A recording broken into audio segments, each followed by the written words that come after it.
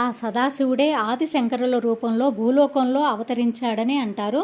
కేరళలోని కాలడీలో ఆర్యాంబ శివగురు దంపతులకు జన్మించిన శంకరాచార్యులు చిన్నతనం నుండి ఏక సందాగ్రహి.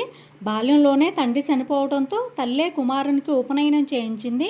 చిన్నతనంలోనే వేదాంగాలను అవపోసన పట్టిన శంకరులు తల్లి అనుమతితో సన్యాసాన్ని స్వీకరించి గోవింద భగత్పాదులను గురువుగా భావించారు. 32 మాత్రమే జీవించిన శంకరాచార్యులు అద్వైత సిద్ధాంత బోధకుడిగా, హిందువులకు నిత్య స్తోత్రాలను అందించిన అపర సరస్వతిగా, ఆలయ స్థాపనకు నడుం బిగించిన సాధకుడుగా, జగద్గురువు ఆదిశంకరాచార్యులు తలపెట్టని కార్యమే లేదు. మే 12న శంకర జయంతి సందర్భంగా జగత్తుకే గురువుగా ఖ్యాతి గడించిన ఆదిశంకరులు సన్యసించే ముందు తన తల్లికి మాట ఇచ్చినట్లుగా ఆర్యాంబ మరణించినప్పుడు ఆమె అంతిమ సంస్కారాలు నిర్వహించి పుత్రుడిగా తన ధర్మాన్ని చాటుకున్నాడు.